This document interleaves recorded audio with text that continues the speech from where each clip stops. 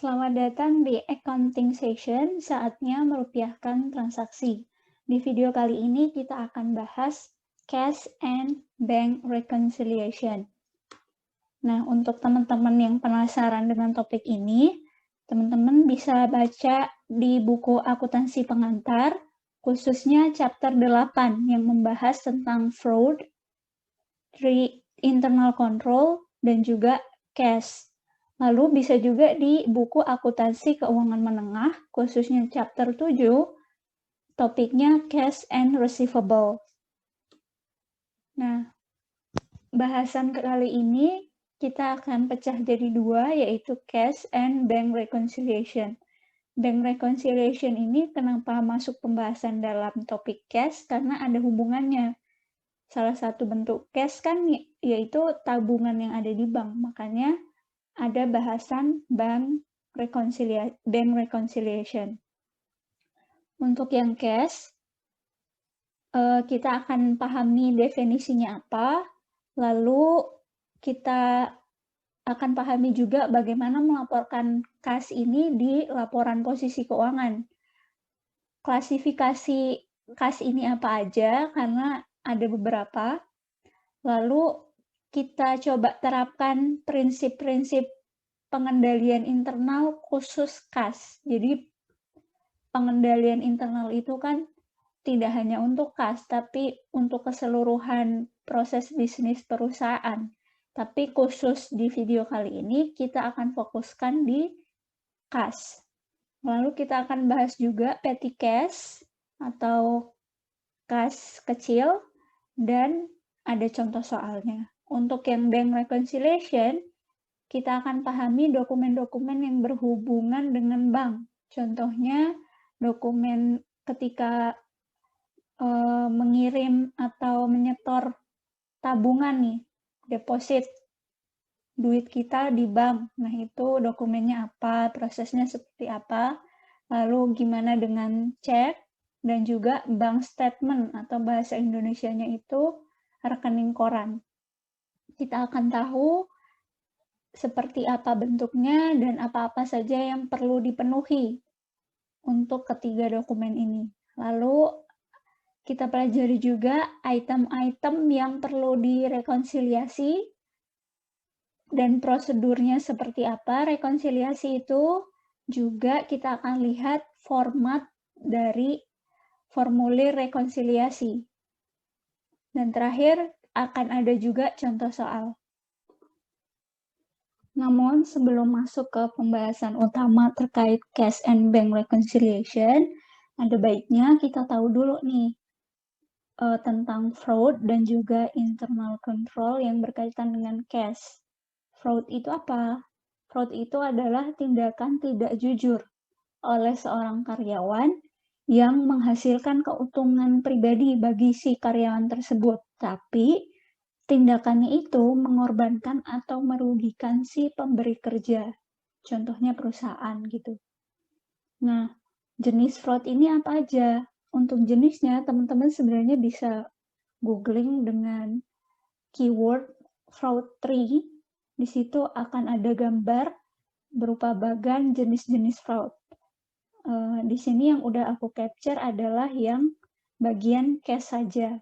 Untuk cash, fraud atau kecurangan itu bisa berupa pencurian cash on hand atau cash yang dimiliki perusahaan, bisa juga pencurian dalam proses cash receipt atau penerimaan kas. Bisa juga berupa kecurangan dalam hal cash disbursement atau pada saat pengeluaran kas. Untuk yang pencurian cash on hand yang sudah dimiliki perusahaan, contohnya apa? Contohnya bagian kasir. Dia kan jaga kasir nerima duit atau udah ada duitnya di perusahaan gitu. Nah, ini dia ambil lalu masukin kantong dia. Untuk pencurian pada saat penerimaan kas, contohnya apa? Contohnya misalnya ada transaksi, biasanya dikirimnya ke rekening perusahaan gitu. Perusahaan udah punya rekening nih, tapi si karyawannya ini menginformasikan bahwa ke orang yang beli gitu ya, ke customer, nanti duitnya ditransfer ke rekening ini. Ternyata rekening yang disampaikan itu adalah rekening atas nama pribadi dia, bukan rekening bisnis perusahaan. Untuk cash disbursement atau pada saat pengeluaran kas, contohnya apa?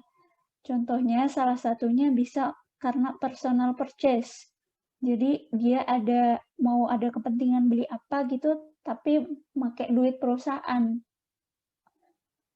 Ini mungkin dalam pikirannya, nanti diganti deh.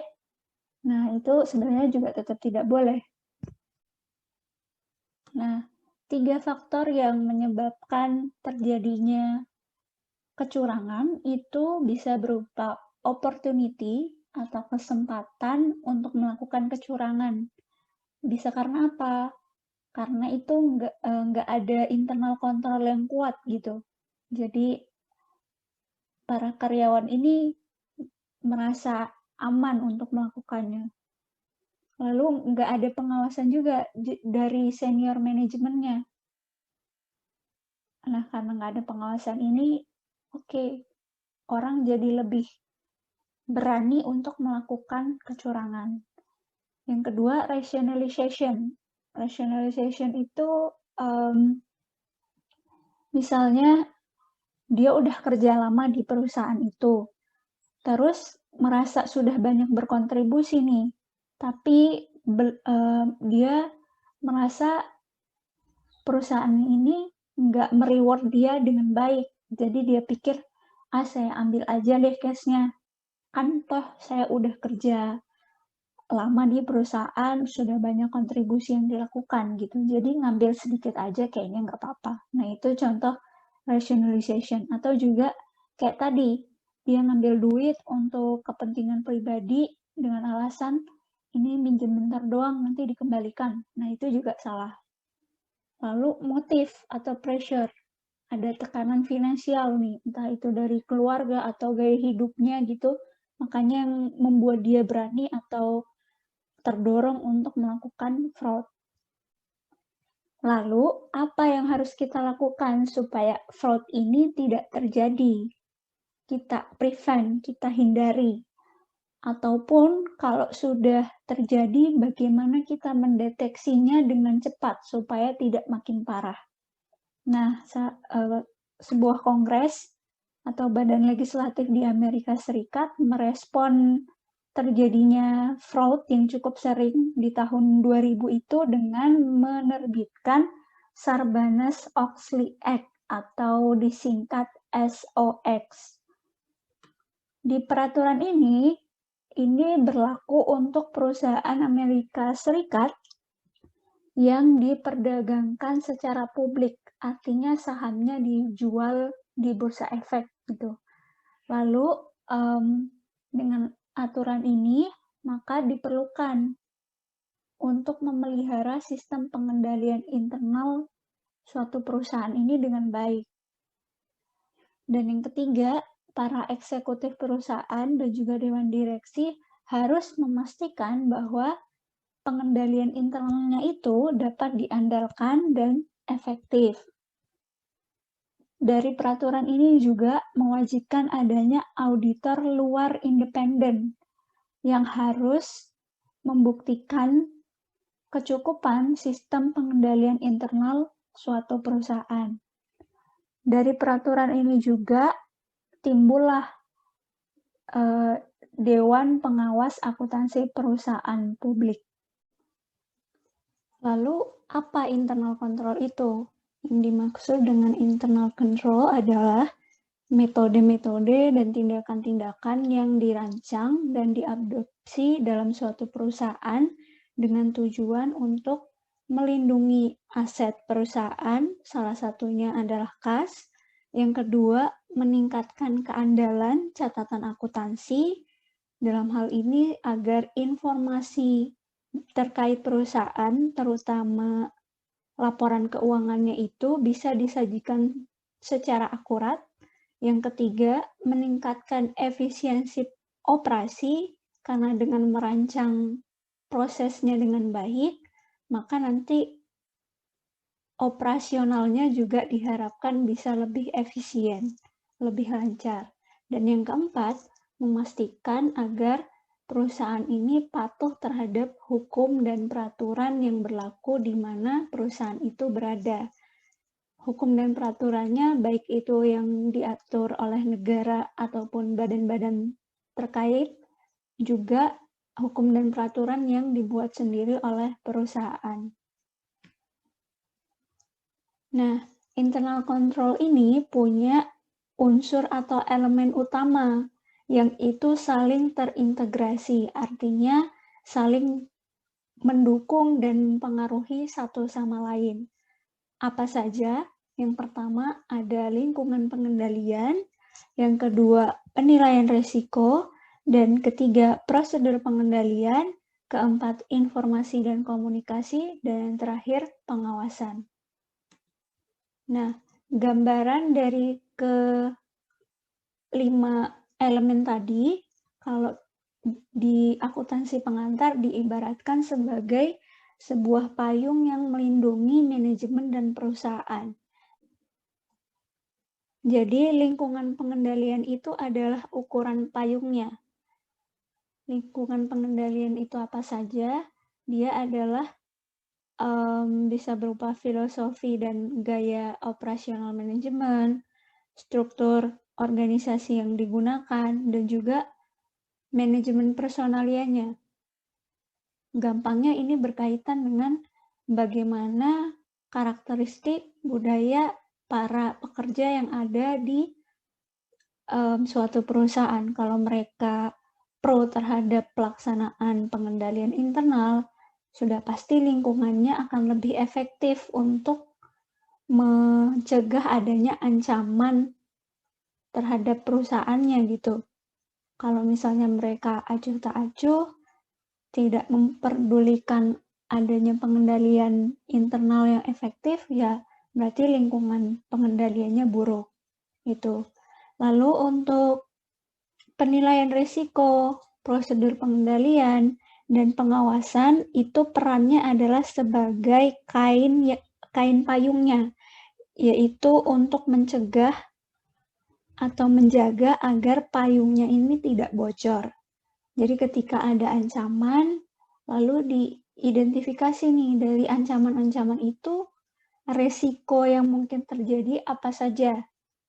Nah, resikonya ini dinilai, kemudian setelah mengidentifikasi ancaman dan menilai resikonya, kemudian perusahaan akan menyusun kebijakan-kebijakan serta prosedur-prosedur atau aktivitas untuk mencegah terjadinya ancaman tersebut, dan juga perusahaan akan selalu melakukan pengawasan, baik itu pada saat pelaksanaan atau pengimplementasian pengendalian internal maupun pada saat dalam bentuk juga evaluasi di akhir. Nah, informasi dan komunikasi ini berperan sebagai batangnya. Dia menghubungkan informasi terkait penilaian risiko, prosedur pengendalian, dan juga pengawasan, juga termasuk lingkungan pengendalian ini. Kemudian informasi-informasi ini akan di delivery atau disampaikan ke para manajemennya ini, supaya para manajemen ini bisa menggunakan informasi tersebut untuk mengarahkan agar operasinya perusahaan bisa berjalan dengan efektif dan efisien, juga memastikan bahwa perusahaan ini taat atau patuh pada pelaporan, hukum, dan peraturan yang berlaku. Nah, dari kelima elemen tadi, satu elemen yang paling utama adalah prosedur pengendalian. Apa nih bentuk kebijakan atau aktivitas atau prosedur yang diberlakukan perusahaan untuk mencegah ancaman fraud? Dalam menyusun prosedur pengendalian, perusahaan harus mempertimbangkan dan memperhatikan 6 prinsip berikut ini. Pertama, establishment of responsibility atau pembentukan tanggung jawab. Yang kedua, segregation of duties.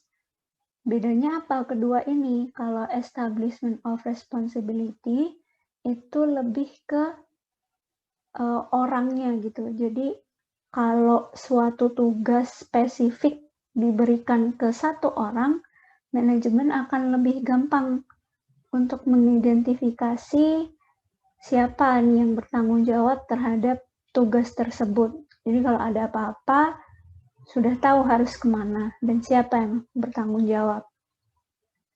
Yang segregation of duties itu lebih ke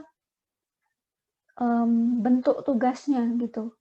Bentuk tugasnya apa saja dan sebaiknya dipisah atau tidak. Contohnya, dalam sebuah transaksi penerimaan kas, itu yang nerima kas adalah bagian kasir. Nah, si kasir ini kan nerima bukti transaksi berupa dokumen dan juga uang kasnya, kalau itu tunai. Atau kalau dia transfer melalui bank ya, berarti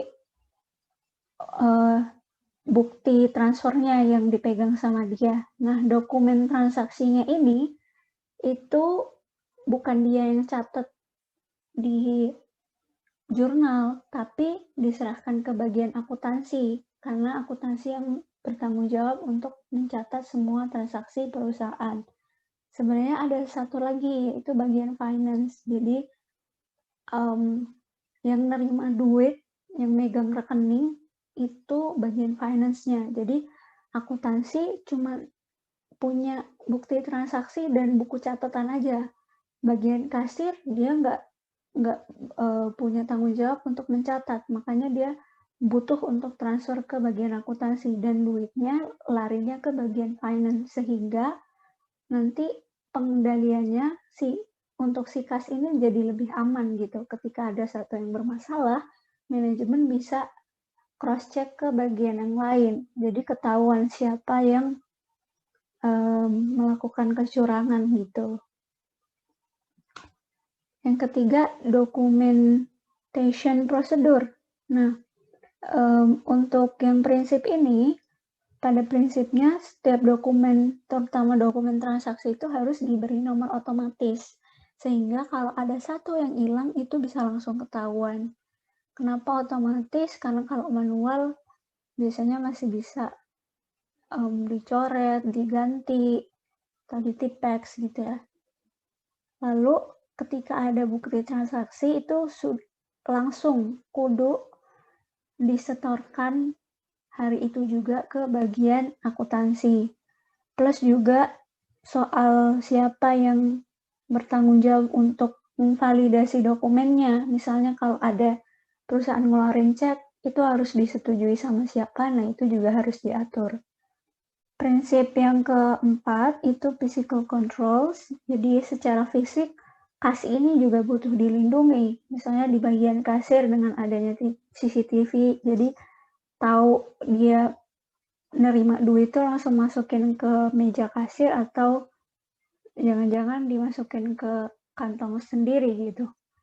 Lalu bisa juga pakai berangkas nih, jadi terutama untuk bagian finance ya yang nerima duit.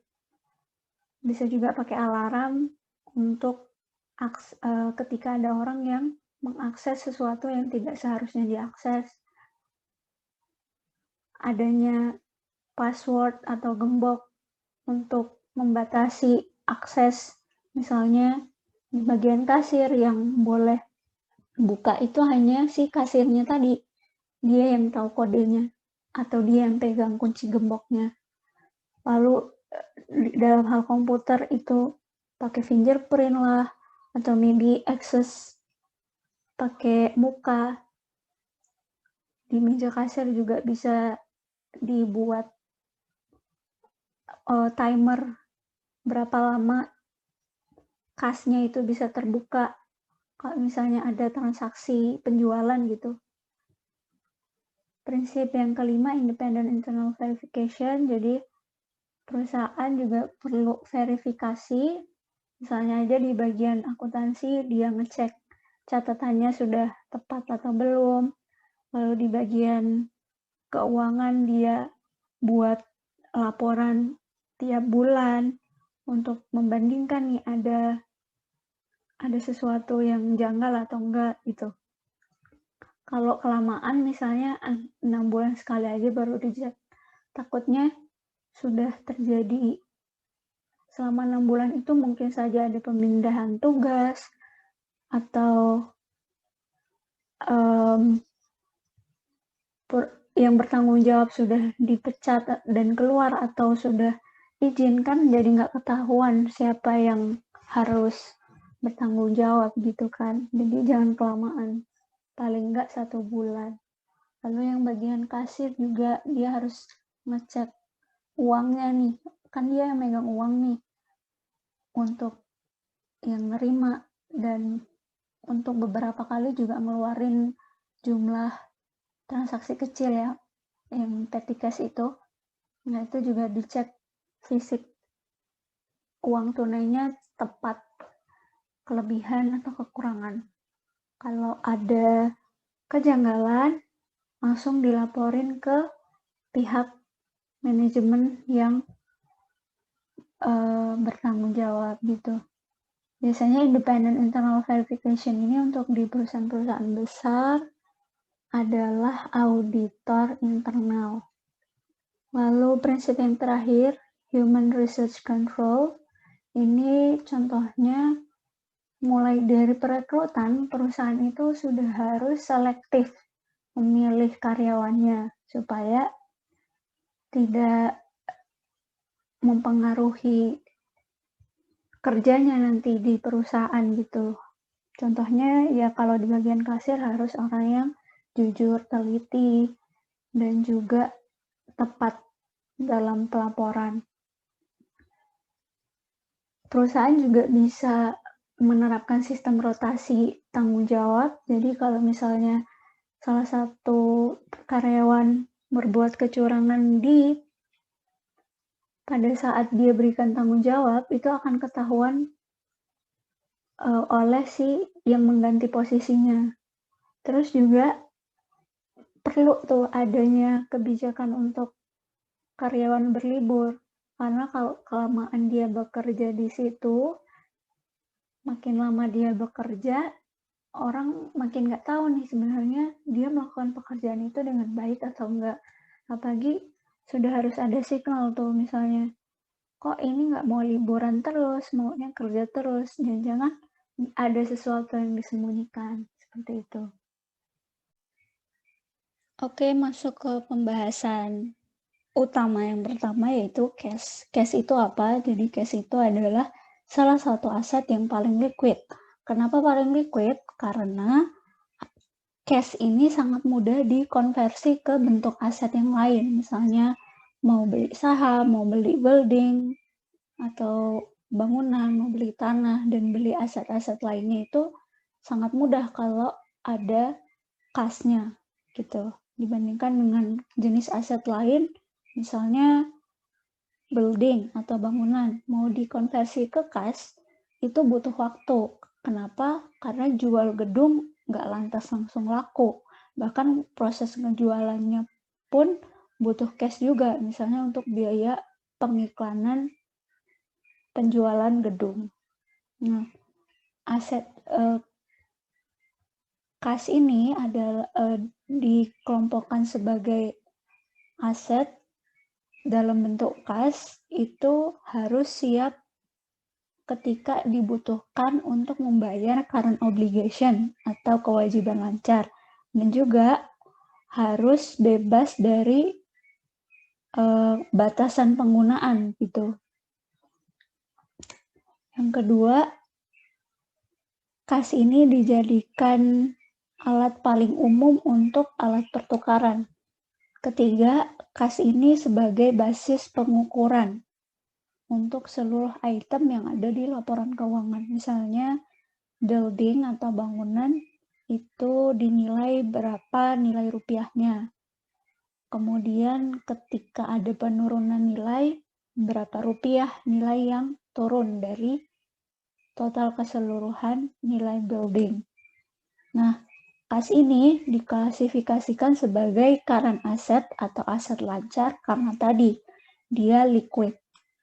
Contohnya dari cash apa? Misalnya koin, currency atau uang lembar, bisa bentuknya rupiah maupun dolar, dan bentuk mata uang lainnya, bisa juga deposito yang ada di bank, cek dari luar dikasih ke perusahaan, dan lain-lain. Selain kas, ada juga bentuk-bentuk lain yang mirip dengan kas. Contohnya apa? Pertama, cash equivalent. Cash equivalent itu adalah short-term paper atau aset perusahaan,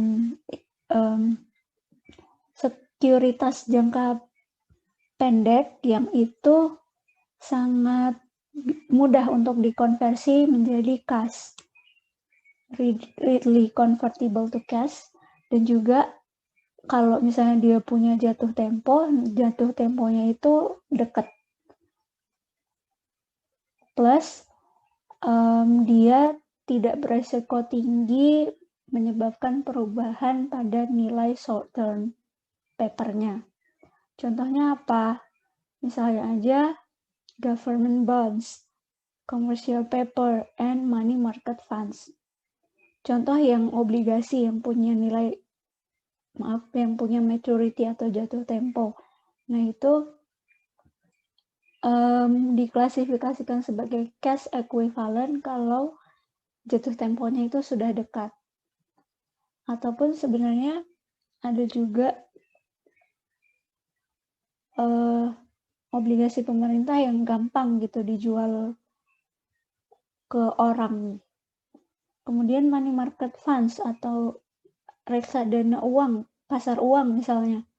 Nah, itu kan kalau ketika dibutuhkan tinggal dijual aja, paling 7 hari udah masuk ke rekening perusahaan dalam bentuk cash. Untuk cash equivalent ini dilaporkan di laporan posisi keuangan bersamaan dengan cash. Nanti pernyataannya berbunyi cash and cash equivalence atau bahasa Indonesianya itu kas dan setara kas. Lanjut bentuk cash lain yang kedua yaitu restricted cash, yaitu kas yang penggunaannya sudah dibatasi. Contohnya apa? Contohnya aja untuk keperluan perluasan pabrik, pelunasan utang jangka panjang, ataupun compensating balance. Compensating balance itu biasanya di bank kita punya saldo, nah itu sama banknya ada peraturan bahwa perusahaan ini harus menetapkan nilai minimum saldo di banknya. Mungkin ini bertujuan supaya kalau misalnya ada cek pembayaran, jadi dia menilai ini saldo minimum perusahaan itu harus segini gitu, karena dilihat berdasarkan transaksi-transaksi yang sudah terjadi, supaya ketika ada transaksi lagi, bank nggak repot harus bayar transaksi itu atau enggak gitu, karena sudah ada minimum saldo aman nih. Jadi kalau ada transaksi bisa langsung diproses. Nah, restricted cash itu disendirikan dari cash and cash equivalent. Untuk yang ketiga, bank overdraft. Jadi ini tuh perusahaan mengeluarkan cek, tapi ternyata nilai ceknya itu, misalnya aja untuk bayar utang gitu ya, nilainya lebih besar dari kas yang dimiliki perusahaan gitu. Sehingga ini diklasifikasikan sebagai current liability atau utang lancar. Masih berupa utang karena mau bayar ternyata uangnya nggak cukup. Nah, sebelum masuk ke bahasan selanjutnya tentang klasifikasi kas, ada baiknya kita ingat kembali nih, jenis current aset itu apa aja sih? ada inventory, prepaid expense, contohnya kayak prepaid rent, prepaid insurance, prepaid service, dan lain-lain. Receivable itu ada account receivable, notes receivable, short-term investment, cash and cash equivalent. Untuk item cash tentu diklasifikasikannya sebagai cash. Dilaporkan di posisi keuangannya gimana? Kita lihat. Kalau misalnya tidak ada pembatasan penggunaan, berarti tetap dilaporkan sebagai cash. Tapi kalau ada pembatasan penggunaan, kita identifikasi dia cocoknya masuk current asset atau non-current asset berdasarkan waktu kapan akan digunakan cash itu. Kalau akan digunakan kurang dari 12 bulan berarti masuk ke current asset, tapi baru akan digunakan nanti setelah 12 bulan berarti non-current asset. Untuk petty cash and change funds itu diklasifikasikan sebagai cash. Maksudnya diklasifikasikan itu nanti nilainya berapa, ini dijumlahkan lalu dijadikan satu sebagai nilai cash gitu. Dilaporkannya tentu dalam bentuk cash. Untuk short term paper ini kan ada dua, bedanya apa? Nah, dia bisa diklasifikasikan sebagai cash equivalence ataupun short term investment, tergantung dari jatuh tempo atau maturity-nya. Kalau kurang dari 3 bulan, itu akan diklasifikasikan sebagai cash equivalent yang nanti dikombin sama cash. Seperti tadi, di jenis current asset. Pernyataannya kan ditulis cash and cash equivalent, digabung jadi satu. Tapi kalau maturity atau jatuh temponya itu 3-12 bulan, maka diklasifikasikannya terpisah dari cash and cash equivalent, yaitu dimasukkan dalam short term investment. Selanjutnya untuk post date check and IOU itu salah satu ciri receivable. Nah, itu diklasifikasikannya sebagai receivable. Asumsinya dia akan mudah ditagih. Lalu selanjutnya travel advance. Ini masuk receivable juga, diasumsikan bisa ditagih dari karyawan yang minjam atau bisa langsung dikurangi dari gaji mereka. Jadi mudah ditagih. Kalau mudah ditagih, masuknya di current asset. Postage on hand itu diklasifikasikan sebagai prepaid expense. Ada kemungkinan juga bisa diklasifikasikan sebagai office supply inventory. Bagaimana dengan bank overdraft tadi yang ceknya ternyata nilainya lebih tinggi dari kas yang dimiliki? Nah, itu tetap dilaporkan sebagai kas. If no offsetting law, maka diklasifikasikan sebagai current liability. Untuk yang compensating balance, yang nilai minimum saldo yang ada di bank itu dilaporkannya terpisah dari kas.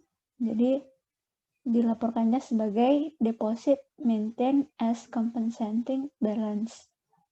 Klasifikasinya bisa berupa current maupun non-current asset.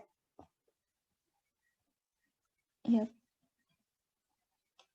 Oke, sekarang kita masuk ke bagaimana menerapkan internal control principle di kas. Jadi manajemen itu menghadapi dua problem dalam akuntansi transaksi kas.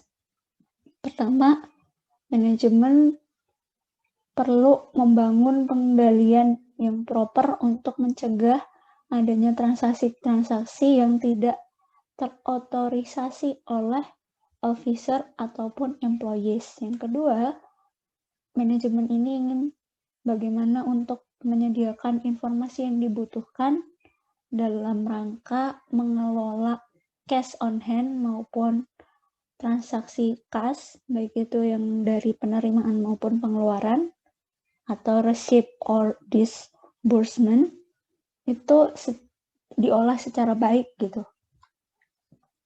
Nah, tadi kan prinsip pengendalian internal itu khususnya pada elemen prosedur internal control itu kan ada 6.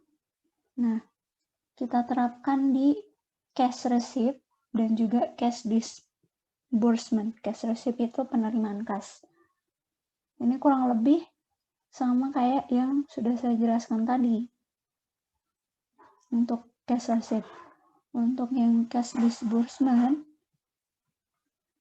kita bahas satu-satu ya, karena sepertinya tadi belum saya jelaskan. Establishment of responsibility, prinsip yang pertama, yaitu pembentukan tanggung jawab. Nah, hanya personil tertentu yang boleh mengotorisasi untuk memvalidasi suatu cek gitu. Siapa itu? Biasanya adalah bendahara. Lalu, segregation of duties, prinsip yang kedua, atau pemisahan tugas. Jadi, harus dibedakan nih siapa yang approve pembayaran maupun siapa yang bakal bayar gitu. Contohnya yang catat dan juga mengesahkan cek kan tadi treasurer, yang nyatet bagian akuntansi, yang bayar bagian kasir. Contohnya seperti itu. Lalu untuk dokumen prosedur cash disbursement itu kan dokumennya berupa cek. Jadi kita ngeluarin kas perlu ada cek. Nah, itu harus ada penomoran otomatis supaya kalau ada hilang satu bisa langsung gampang terdeteksi gitu. Nah, itu kita harus cek juga sama invoice-nya. Jadi kan kita membayar sesuatu itu harus ada alasannya gitu. Ini mau bayar apa nih cek ini? Nah, akan lebih baik juga kalau bayarnya itu nggak tunai, tapi entah itu pakai kartu kredit maupun kartu debit. Jadi, konfirmasinya bahannya bisa lebih banyak gitu. Apalagi kalau di bank jadi double catatan. Kita bisa membandingkan catatan kita dan juga catatan bank. Bisa juga pakai stempel nih bahwa invoice itu sudah dibayar, pay. Nah, prinsip selanjutnya, independent internal verification itu bentuknya untuk yang cash disbursement, kita membandingkan dokumen cek dengan invoice-nya yang sebagai dasar mengeluarkan si cek. Bisa juga kita lihat laporan rekonsiliasi bank setiap bulan yang kita buat. Prinsip selanjutnya, prinsip yang kelima, physical control, itu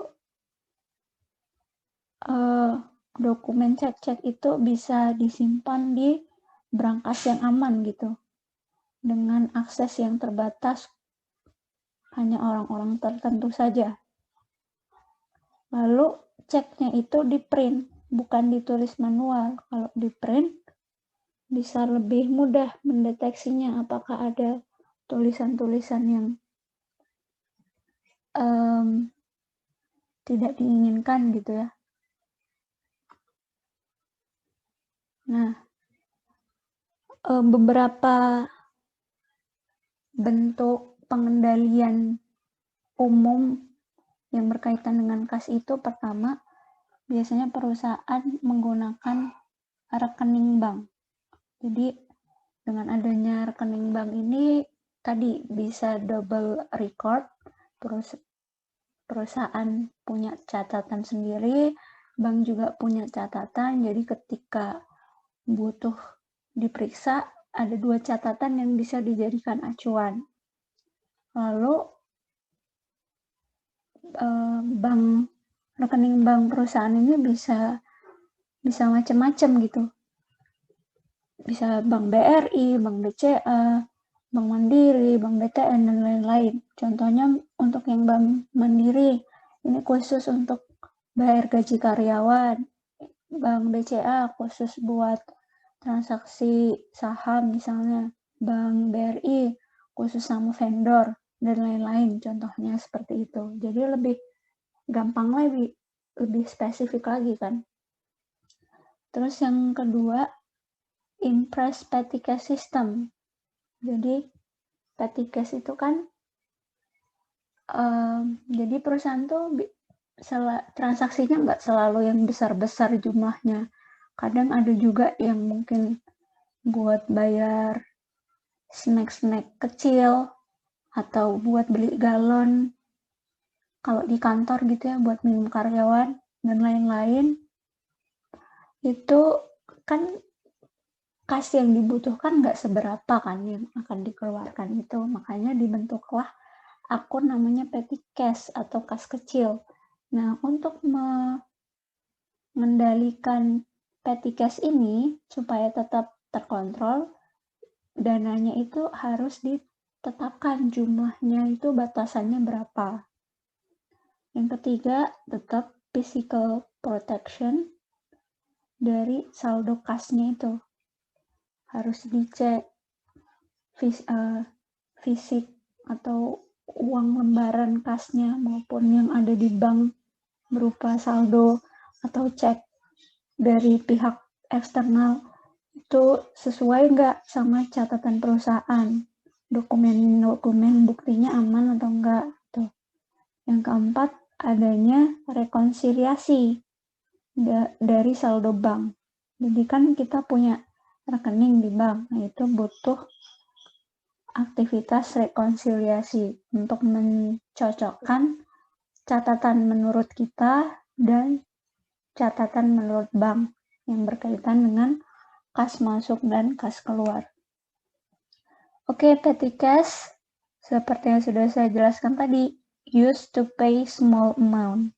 Cuman karena nggak efektif kalau misalnya harus bayar pakai cek, padahal cuma beli galon 5 buah gitu ya. Makanya dibentuklah akun tersendiri namanya petty cash, jadi nggak perlu ada cek, boleh langsung dikeluarkan, cuma nanti pada saat mau diisi kembali harus ada tetap bukti transaksinya itu atau nota biasanya kan. Nah, aktivitas-aktivitas yang perlu diperhatikan dalam transaksi petty cash ini, pertama kita harus menetapkan dulu dananya, impress. Berapa petty cash perusahaan kita, misalnya 700.000 sebulan. Oke. Atau 700.000 waktunya ditetapin deh, kayaknya enggak deh. Cuman kalau udah 700.000 itu udah mau diisi kembali, ini diisinya hanya sebatas 700.000 itu aja. Nggak boleh lebih dari itu ketika sudah ditetapkan. Boleh nambah tapi harus persetujuan manajemen yang bertanggung jawab. Yang kedua, setelah menetapkan pasti kan ada pembayaran nih dari petty cash-nya. Nah, untuk yang ini, kalau yang ini ada jurnal, yang ini nggak ada. Jadi bayar aja udah, nggak ada jurnal. Nanti kapan di jurnalnya? Di jurnalnya itu ketika mengisi kembali dana kas kecil tersebut. Nah, di sini kewajiban yang ngeluarin harus ngumpulin nota aja. Untuk internal control petty cash itu biasanya supervisor atau pengawas ada perhitungan dadakan nih untuk petty cash-nya. Dia mengkonfirmasi jumlah petty cash yang digunakan sama jumlah petty cash yang diterima, plus mungkin ada dana penerimaan di luar petty cash ini, cocok atau enggak, jumlahnya sudah tepat atau belum.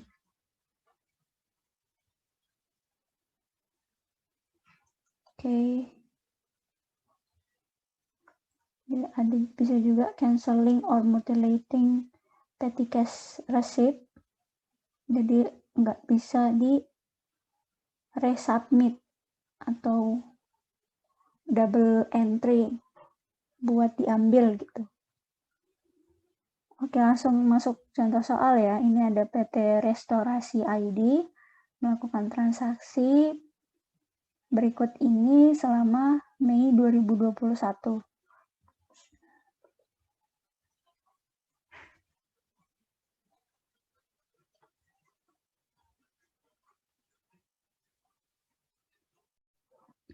Nah, kita diminta untuk menjurnal transaksi-transaksi perusahaan pada Mei 2021 tersebut.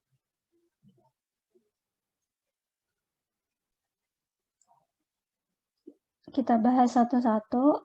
Yang pertama, 1 Oktober, perusahaan membentuk dana kas kecil yang ditetapkan jumlahnya Rp750.000. Nah, untuk proses pembentukan dana kas kecil ada jurnalnya. Jurnalnya itu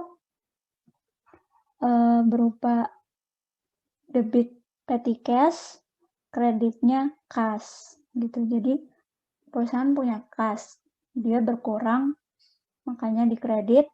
Berkurangnya untuk apa? Untuk dikonversi jadi kas kecil. Sebenarnya nggak keluar kas perusahaan, cuma berubah aja dari kas besar jadi kas kecil yang penggunaannya sudah dikhususkan nih untuk transaksi-transaksi yang jumlahnya kecil gitu. Misalnya tadi untuk kayak bayar galon dan lain sebagainya. Jumlahnya Rp750.000. Yang kedua, 12 Oktober. Maaf, ini harusnya Oktober ya.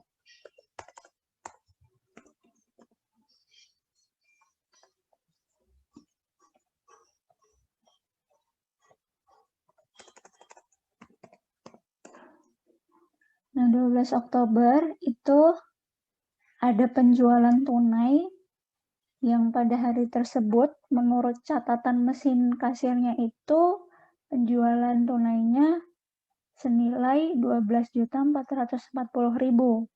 Tapi kas yang sebenarnya diterima setelah dihitung itu cuma Rp12.465. Berarti, bukan cuma, malah lebih ya. Kasnya lebih besar dari yang harusnya diterima. Kalau lebih besar, terus gimana? Kita catat dulu penerimaan kas, sejumlah kas yang ada, berarti Rp12.465.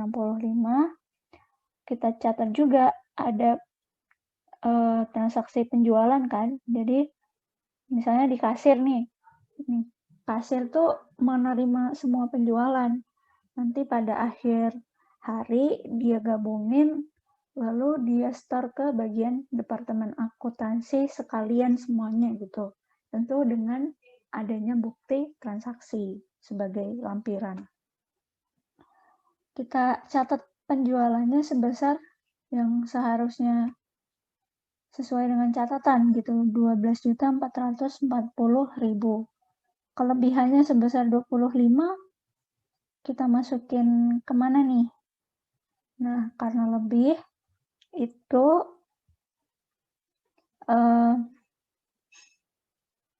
kita catat sebagai kas lebih atau kas kurang. Ya kan, dia lebih kan? Nah ya. Jadi ini dalam laporan laba rugi itu akan berada di sisi kredit, artinya menambah pemasukan perusahaan gitu. Jadi kayak perilakunya kayak revenue gitu. Kalau dapat revenue kan di kredit nih. Kalau ada pengurangan revenue misalnya cash discount atau sales return itu kan di debit. Artinya mengurangi sales revenue. Sama perilakunya. Ketika kasnya lebih, itu menjadi keuntungan bagi perusahaan, makanya di kredit. Lalu pada tanggal 31 Desember ini kasirnya menghitung sisa dana kas kecilnya tinggal 157.000 dari 750. Dan dia mau ngisi kembali nih dananya. Dengan lampiran pada tanggal 3 Oktober itu dia beli perlengkapan toko dan sebagainya ini. Nah, saat transaksi ini tanggal 3, 7, 9, 13, 19, 21, 22, 24, 30 itu kan tidak menjurnal nih, baru di jurnalnya pada 31 Oktober ketika mau ngisi ulang petty cash. Jurnalnya gimana untuk saat pengisian itu? Tentu mana ya? Oh, di sini. Tentu kasnya ini berkurang dong, karena dia mau ngambil kas dikonversi ke buat ngisi ke petty cash-nya itu. Nah, dikeluarinya untuk apa?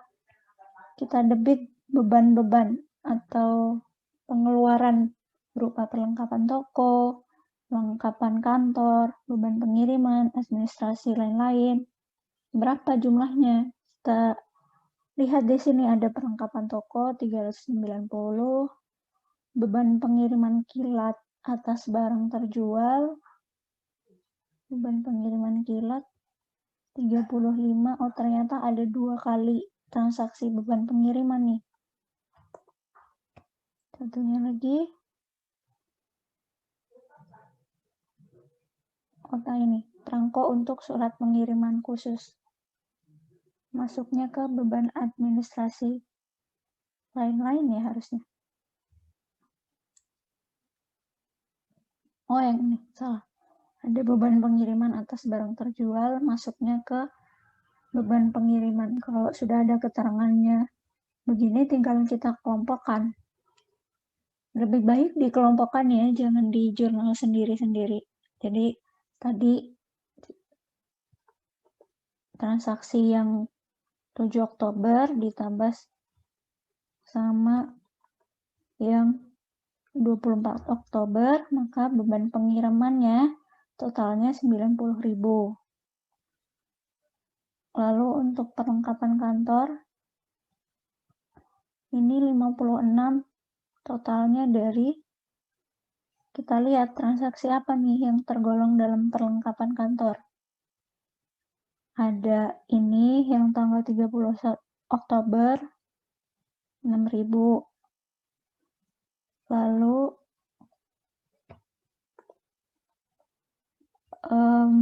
ini perangko termasuk dalam perlengkapan perlengkapan kantor, ada keterangannya. Ini juga perlengkapan kantor, ini juga perlengkapan kantor. Kita jumlahkan semuanya, hasilnya 56. Untuk yang beban administrasi itu ada ini 15.000 dan juga ini 27.000, totalnya 42. Nah, ini semua perlengkapan kalau di total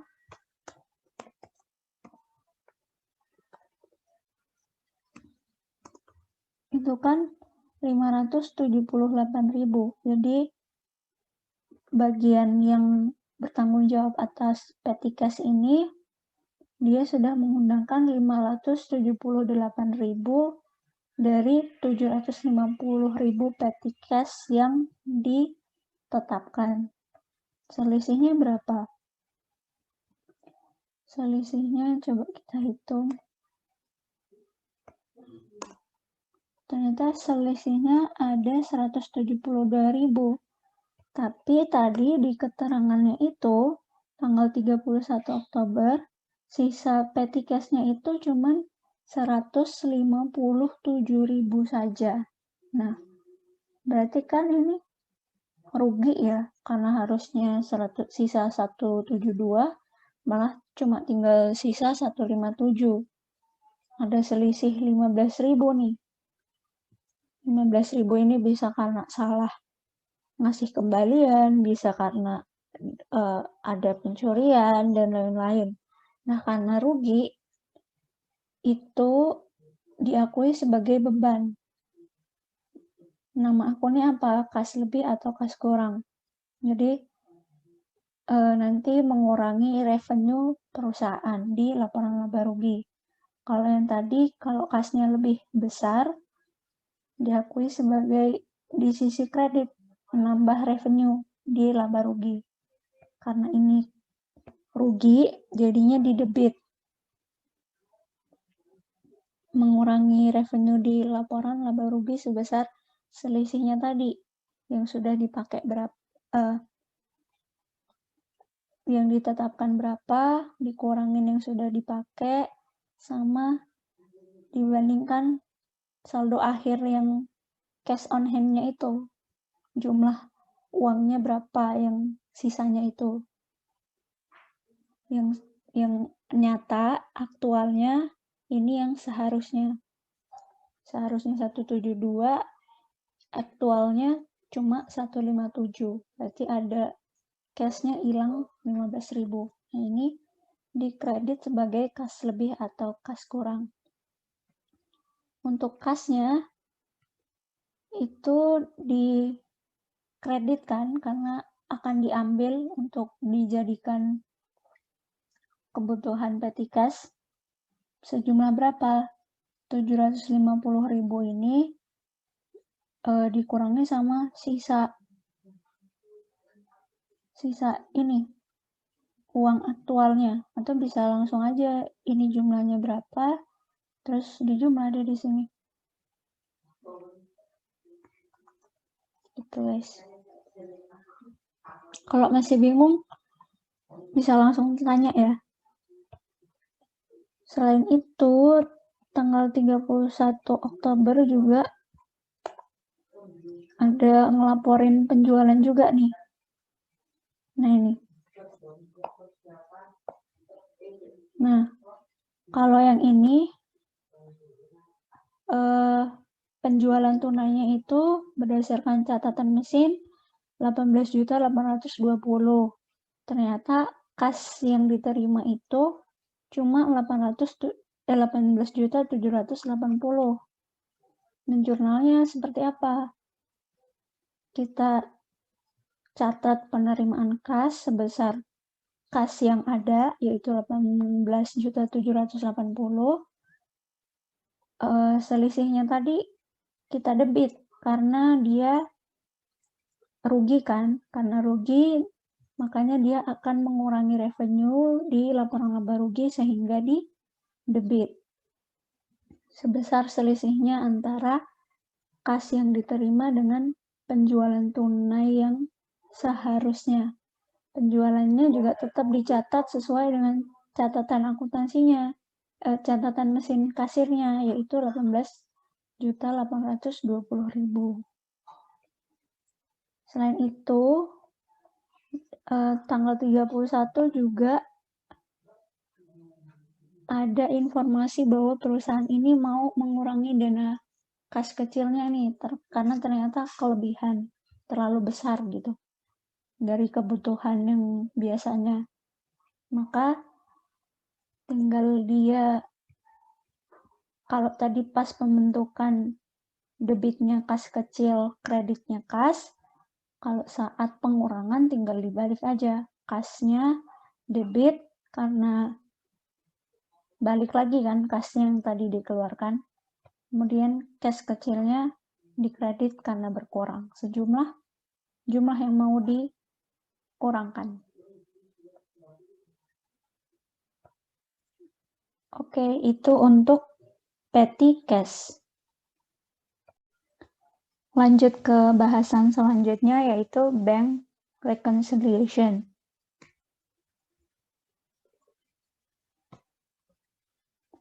Nah, dokumen-dokumen apa aja yang berhubungan dengan bank? Pertama, ada bank deposit nih. Kita mau setoran ke bank sejumlah kas yang kita punya. Nah, itu dokumennya akan ada namanya deposit ticket. Jadi, ini dokumen di mana sebagai lampiran bahwa kita ini mau nyetorin sejumlah kas yang kita punya ke bank. Nah, siapa yang ngebuat?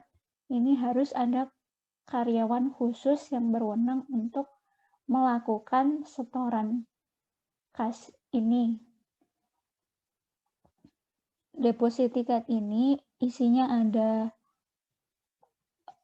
perusahaan kita, tanggal setorannya, bank yang nerima, terus ini ada keterangannya berupa lembar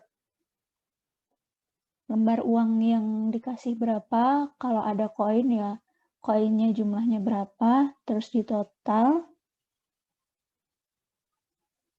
Oh, ini juga total from other side. Other side-nya itu ini ya kayaknya. Ya, yang ini. Jadi ini tampak depan, ini tampak belakangnya. Jumlahnya segini. Nah, intinya ketika mau menyetorkan uang di bank itu ada dokumen berupa deposit ticket sebagai bukti kalau kita sudah setoran ke bank. Kedua, menulis cek nih. Jadi kan perusahaan biasanya misal mau bayar sesuatu gitu ya, terus menerbitkan cek, nanti ceknya ini yang ngebuat tentu perusahaan yang menerbitkan, yang nerima pembayaran siapa, payee-nya siapa, itu Watkins Wholesale Supply. Yang bayar siapa? Kita bayarnya lewat bank ini, National Bank and Trust. Ada tanda tangan, tanggal cek, nomornya jangan lupa, dan ini harus otomatis, jumlahnya berapa. Nanti ini ceknya ini entah itu kita kasih ke Watkins Wholesale Supply untuk dicairkan sendiri ke Bank National Bank and Trust, atau kita kirimkan langsung ke banknya bahwa tolong bank bayarkan utang saya ke Watkins Wholesale Supply. Lalu dokumen yang ketiga itu ada bank statement atau rekening koran. Bentuknya kurang lebih seperti ini. Jadi ini ada saldo tabungan bank untuk bulan atau tahun lalu ya ini. Ini sepertinya bulan lalu. Kemudian ada penambahan depositnya berapa, ada pengeluaran cek dan order debitnya berapa. Deposit itu kan kita ngasih duit ke bank ya.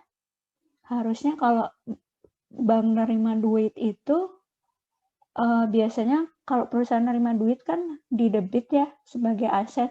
Ini kenapa di kredit? Jadi meskipun bank nerima duit, tapi duitnya itu bukan hak milik dia. Kalau hak milik dia ya di debit. Kalau bukan hak milik dia di kredit. Artinya uang yang diterima perusahaan itu sebenarnya adalah kewajiban kewajiban bank gitu, bukan milik bank. Terus kalau misalnya ada pengeluaran-pengeluaran justru malah di debit dari sisi banknya ya, karena kan kewajibannya jadi berkurang gitu. Ini deposit dan kredit lainnya, cek dan debit lainnya, ini jumlah totalnya berapa, kemudian ini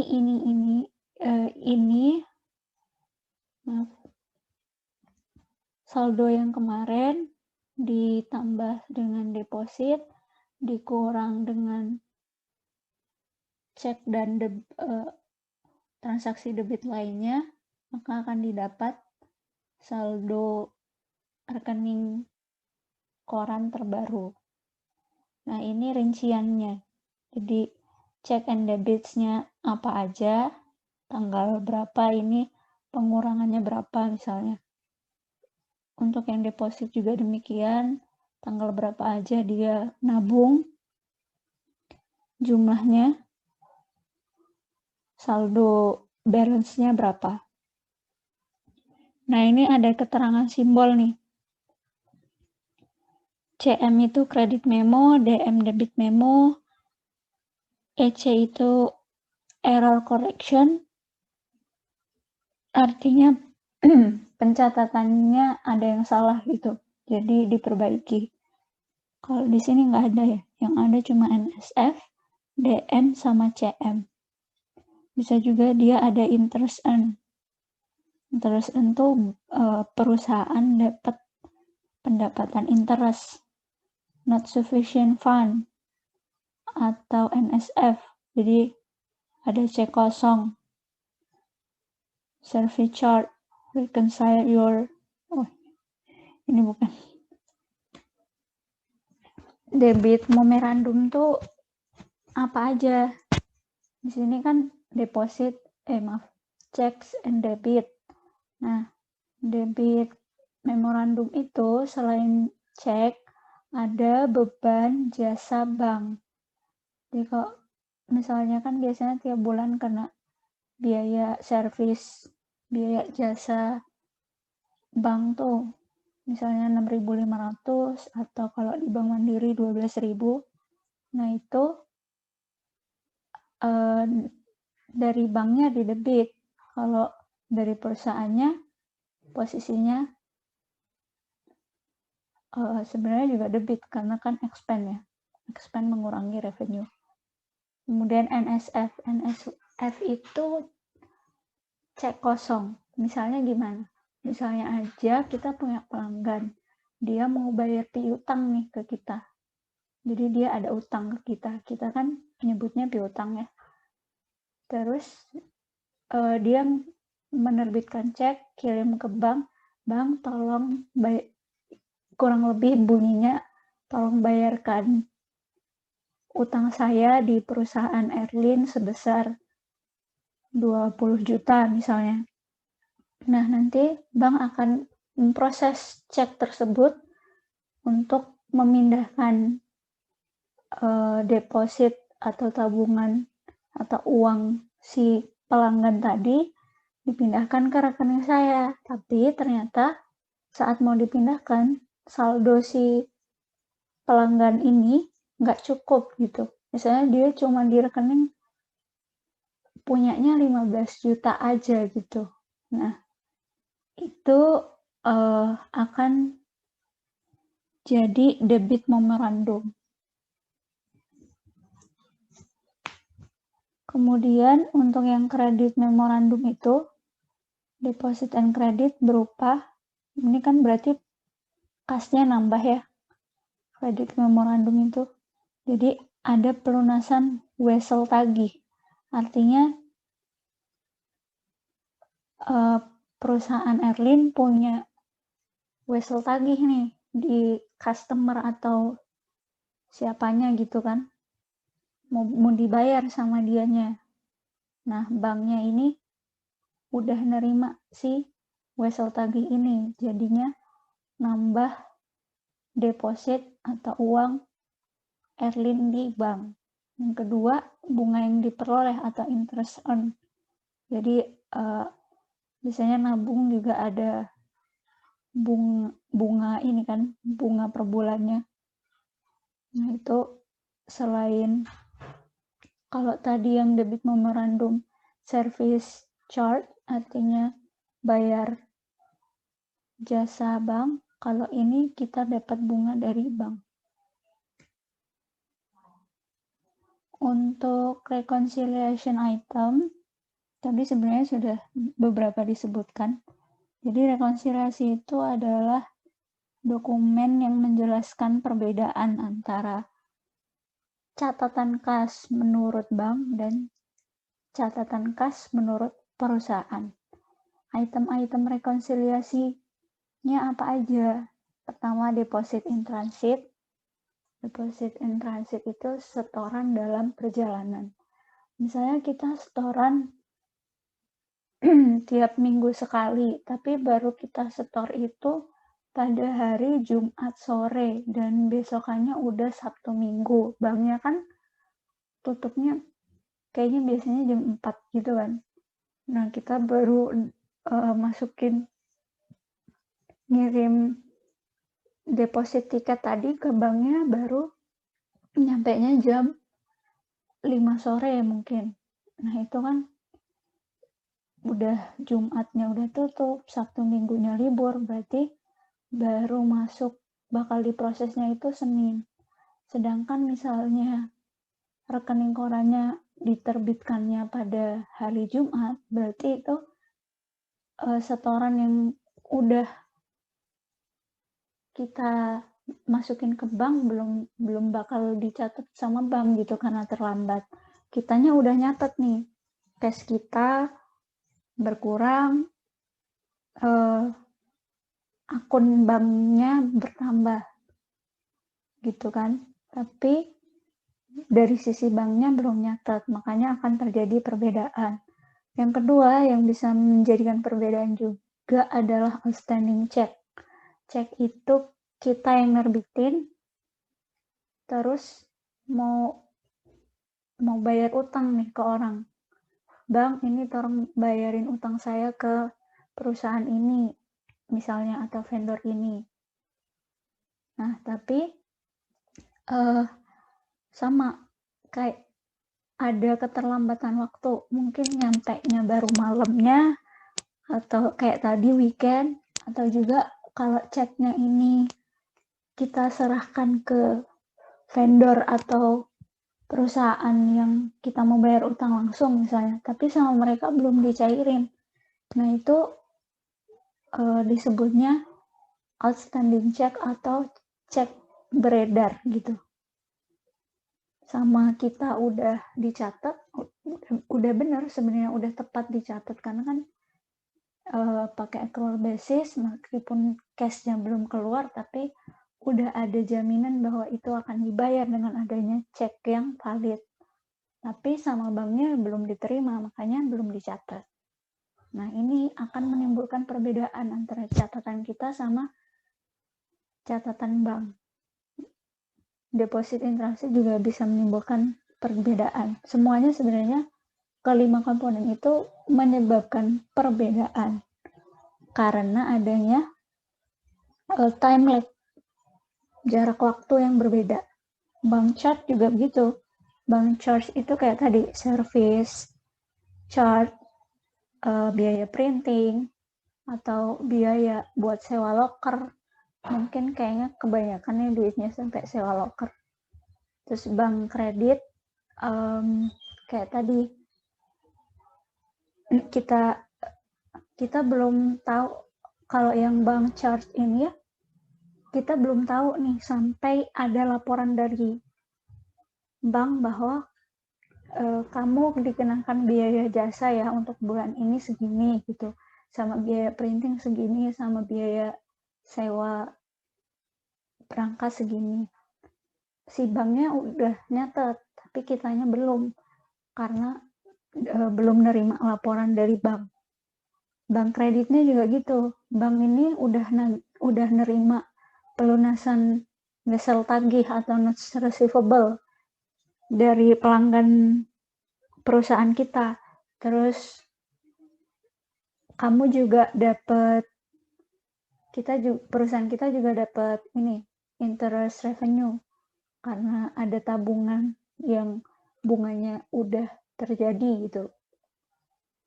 udah keluar. Tapi belum bakal tahu sampai ada laporan dari pihak bank. Pihak banknya udah nyatet tapi kitanya belum. Bisa juga ada bank or depositor error. Ini bisa jadi kedua belah pihak, dari sisi banknya maupun dari sisi kitanya. Kok beda nih catatan menurut bank dan catatan menurut kita? Nah, ternyata diidentifikasi, oh ini entah kita yang salah nyatet, jumlahnya terlalu besar atau terlalu kecil, atau banknya juga demikian, salah nyatet juga, atau bahkan mungkin belum dicatat karena lupa.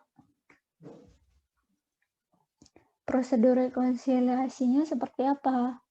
Jadi ini kita melakukan penyesuaian saldo bank menurut catatan bank ya di laporan banknya sama di catatan menurut buku. Siapa yang bikin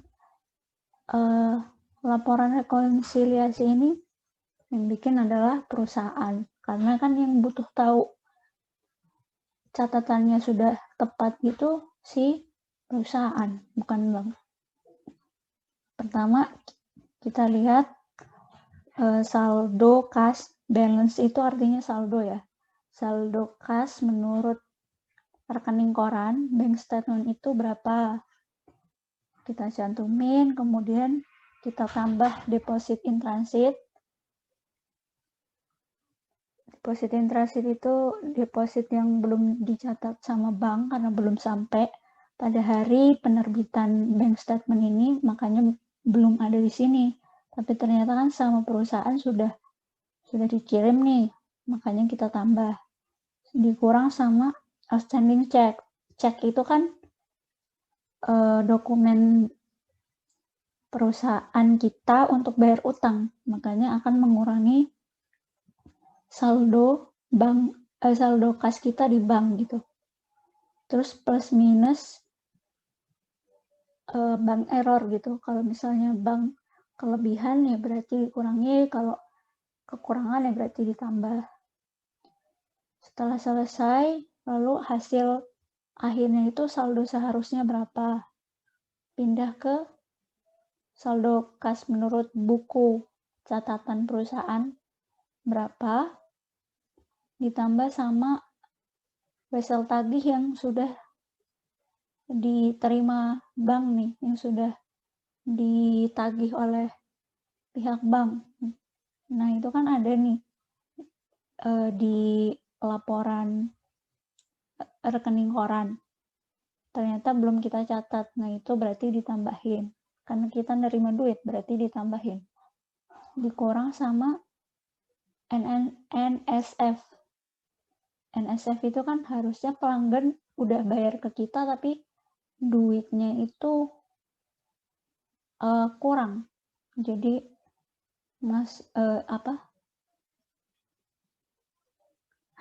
di kitanya kita udah nyatet ada pembayaran. Soalnya dari sananya udah ada cek.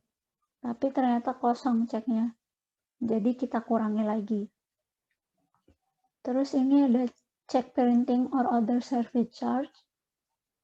Itu mengurangi saldo kas kita di bank plus minus company error. Kalau saldonya kelebihan berarti dikurangi, kalau saldonya kekurangan berarti ditambahkan. Nah, formulir bank reconciliation-nya itu kurang lebih seperti ini. Nama perusahaannya siapa, judulnya bank reconciliation, ini dokumennya untuk bank apa, tanggal dan bulannya serta tahun. Jadi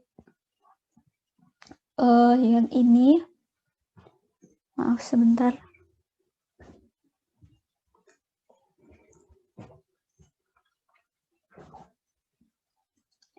Jadi dari sini sampai sini, ini bagian bank. Dari sini sampai sini, ini bagian perusahaan.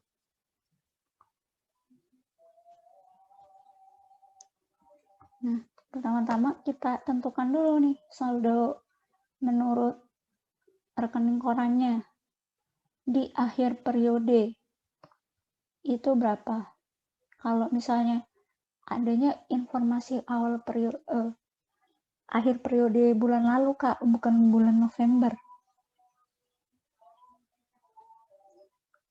Ya berarti tinggal ditambahin aja sama deposito yang disetor perusahaan dan itu udah nyampe. Yang belum nyampe, cara tahu udah nyampe atau belum gimana? Lihat tanggalnya dan waktu pengirimannya. Kalau misalnya masih weekdays, hari kerja, ya berarti diasumsikan udah diterima sama si bank gitu. Ditambah deposit in transit segala macam, ini tambah ini kurang ini, hasilnya nanti ini correct cash balance, artinya saldo kas yang sudah yang benar gitu. Kemudian di bagian bank selanjutnya seperti ini. Nah, ini ada contoh.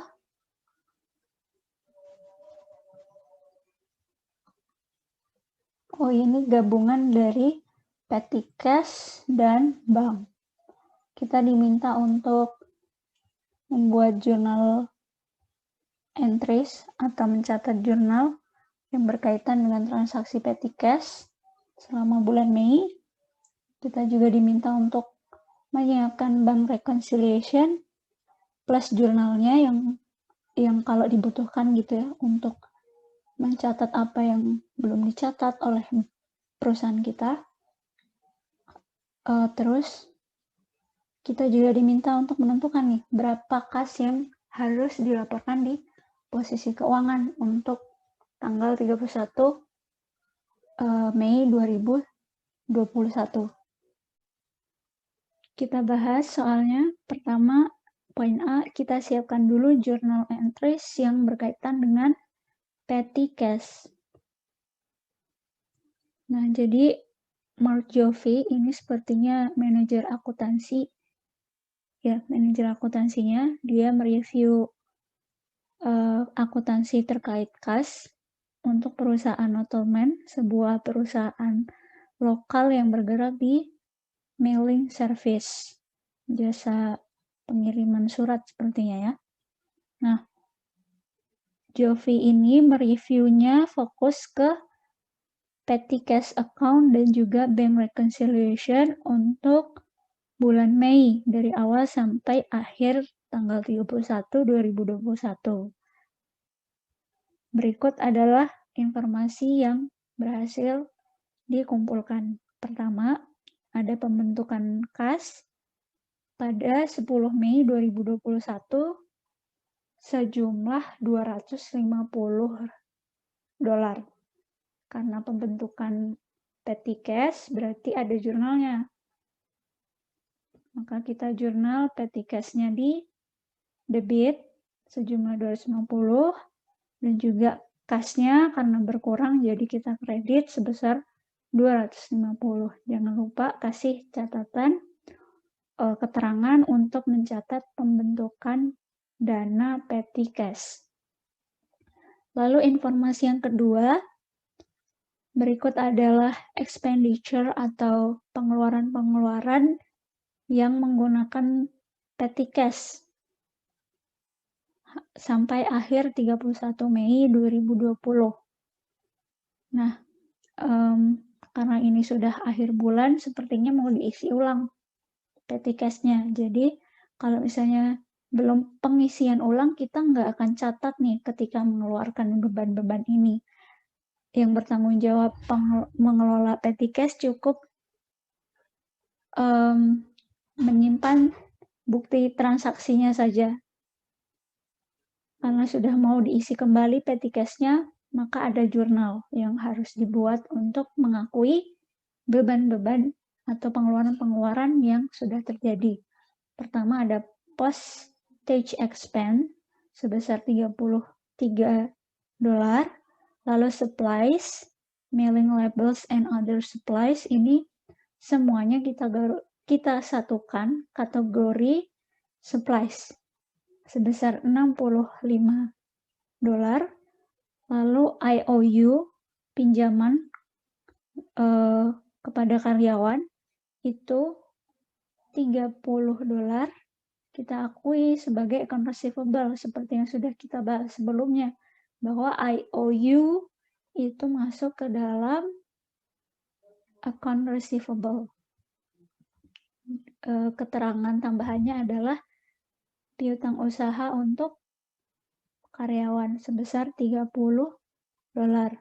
Untuk shipping charge-nya ini diakui sebagai freight out sebesar 57,45.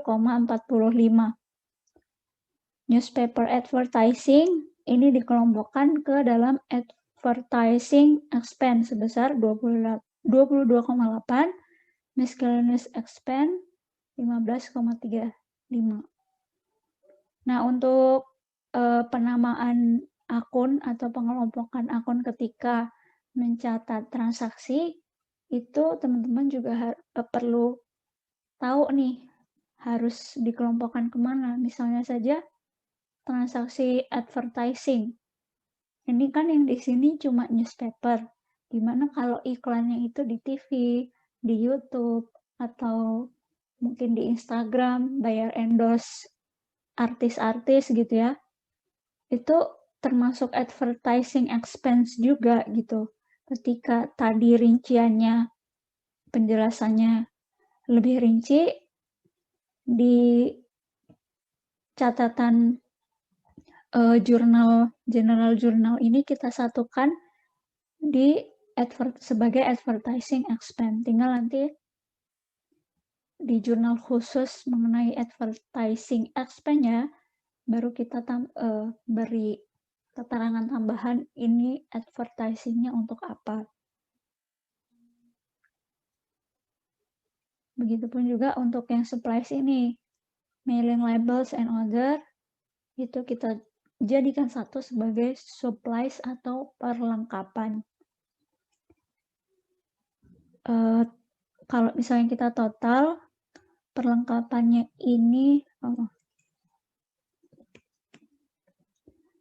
yang terjadi di bulan Mei sejumlah 223.600. Nah, biasanya kan kita mau mengkreditkan kas kan, karena kita pengen ngambil kas untuk dijadikan sebagai dana petty cash lagi, kita isi ulang gitu.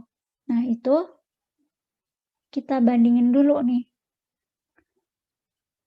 dana petty cash awalnya sama yang sudah dikeluarin berapa. Berarti ini dikurang ini. Nah, sisanya kan harusnya segini. Kita sisa aslinya. Sisa seharusnya. Sisa aslinya berapa? Di sini ternyata ada informasi bahwa aslinya cash-nya itu ketika udah dihitung, cash fisiknya itu sama jumlahnya sama yang seharusnya, yaitu $26,40. Kalau misalnya beda, dan bedanya itu sisa aktualnya lebih tinggi dari yang seharusnya, berarti kita kreditkan cash short and over. Ada untungan nih. Harusnya sisanya cuma segini, ternyata lebih besar. Berarti perusahaan nambah dong cash-nya. Nah, kenapa di kredit nih? Harusnya kan kas di debit. Karena ini nanti dilaporkannya di laporan laba rugi. Kalau di laporan laba rugi, yang menguntungkan bagi perusahaan itu di kredit. Yang contohnya revenue kan. Kalau yang mengurangi keuntungan perusahaan ya di debit, seperti expense. Makanya kalau ada untung dari cash short and over, kita kredit. Kalau misalnya rugi, kita debit. Ini karena jumlahnya sama, 26,4, berarti tidak ada jurnal yang menggunakan akun cash sort and over. Sudah? Oh, ternyata ada informasi satu lagi, yaitu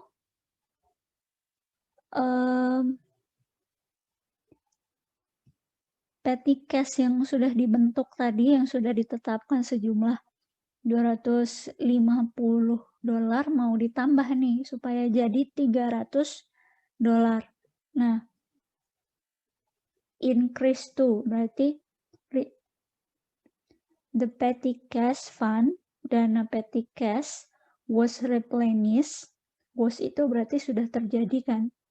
Replenish ed, ini juga kata kerja bentuk kedua, berarti ini sudah terjadi nih. Artinya ini sudah dibentuk kan sebelumnya.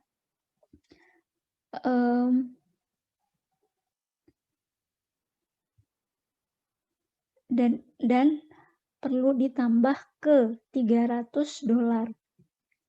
Bukan perlu ditambah $300, tapi perlu ditambah agar menjadi $300 nih, dari yang 250 menjadi 300. Makanya petty cash-nya kita debit sebesar $50 dan cash-nya $50.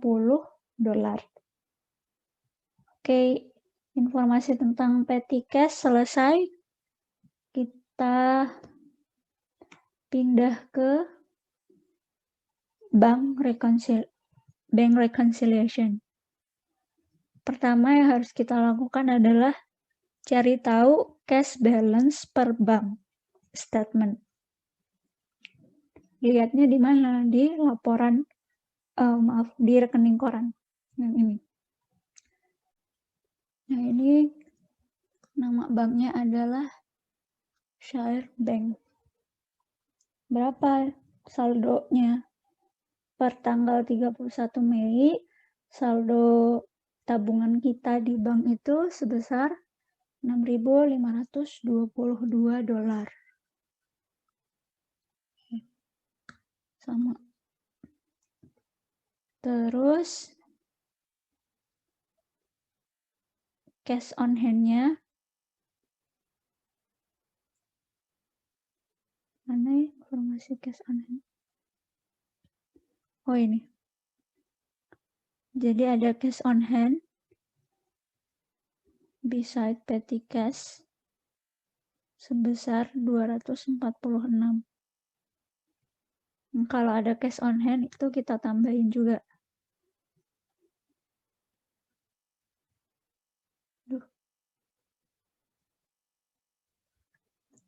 Terus deposit in transit.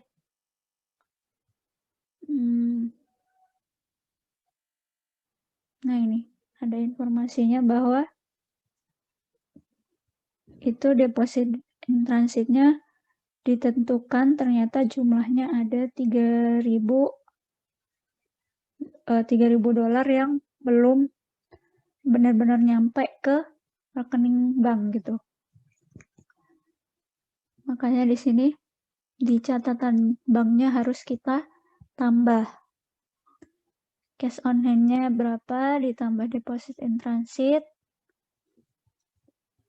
Cash on hand-nya itu cash yang kita punya gitu. Jadi kita masih punya cash itu di luar petty cash ya. Di luar petty cash itu uang kas yang kita pegang sendiri yang bukan dari bank itu $246.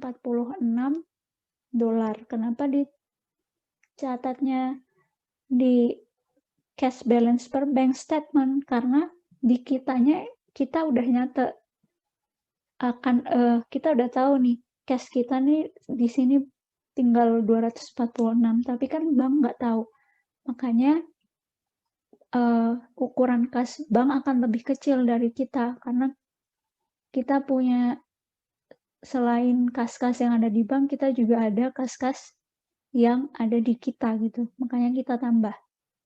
Lalu deposit in transitnya ini yang ditambah apa aja, kemudian kita total angkanya jadi 3.246. Saldo akhir tahun, saldo cash di bank pada akhir bulan ini ditambah sama penambahan-penambahan, jumlahnya segini, kemudian kita kurangi dengan apa-apa yang perlu dikurangi. Ternyata untuk soal ini yang perlu dikurangi hanya dari kasus outstanding check. Outstanding check-nya itu bisa kita identifikasi dari, bentar.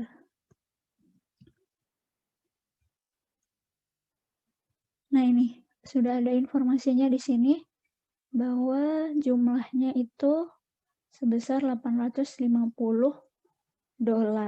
Jadi tinggal kita catat di sini.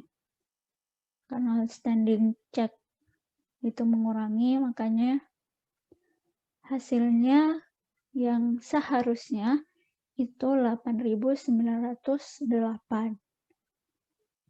Terus beralih ke kas menurut bank. Jadi menurut bank kas dia itu 8.850 ditambah sama selama bulan Mei dia ngasih setoran ke bank sebesar 31.000.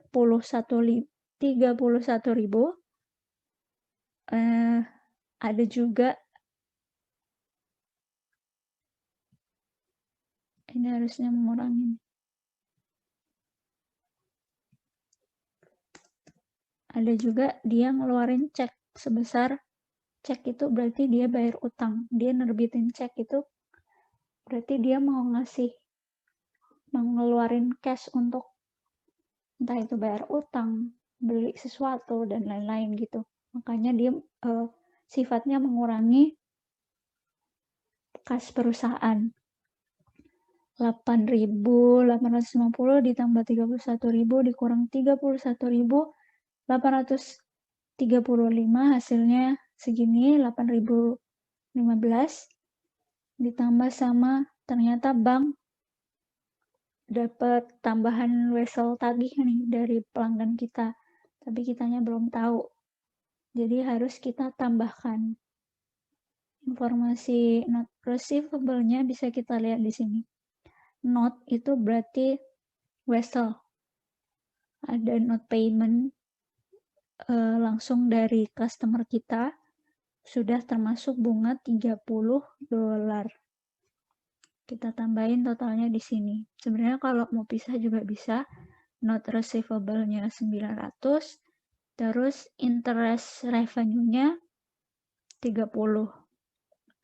Ketika sudah semua teridentifikasi, apa-apa saja yang perlu ditambah, kita totalkan saldo akhir bulan Mei berdasarkan catatan bank ditambah sama penambahannya sama dengan 8.945. Lalu kita cari apa-apa saja nih yang bisa mengurangi saldo kita. Ternyata ada bank service charge. Ini informasinya sejumlah $27. Hasilnya segini. Nah, jurnal yang perlu dibuat apa saja?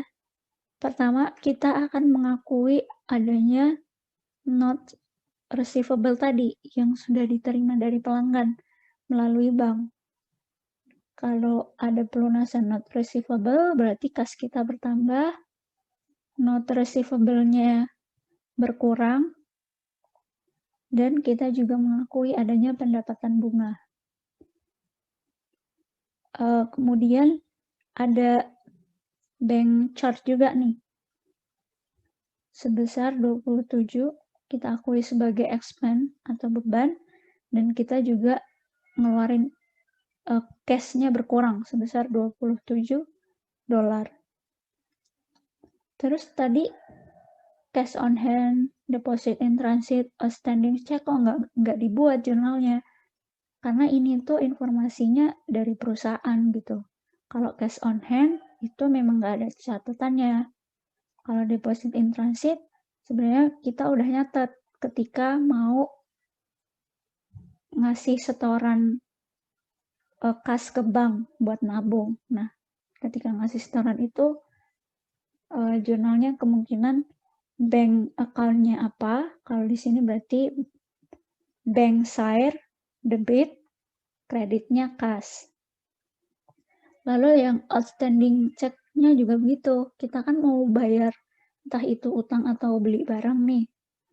Nah, itu kita sudah kreditkan kas, debitnya bisa account payable, bisa juga inventory kalau beli inventory dan lain-lain. Karena sudah pernah dicatat ketiga ini, ya nggak perlu lagi dicatat. Kalau dicatat lagi nanti double dong. Yang perlu dicatat adalah yang ada perubahan atau penambahan dari segi dari catatan perusahaannya. Apa yang beda itu yang dicatat. Betul. Lalu berapa nih kas yang harus kita laporkan di laporan posisi keuangan? Bentar, ini aku dapat 898 dari mana?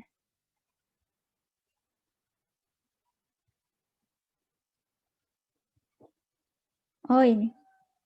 Jadi total seharusnya kas yang kita punya tuh segini. Aku bingung soalnya di sini 8850 gitu kan. Nah, ternyata kan itu berdasarkan catatan kita ya, setelah direkonsiliasi, kasnya itu harusnya sejumlah ini. Karena kita udah ada penambahan kas dari not receivable, terus sudah dikurangi sama kita bayar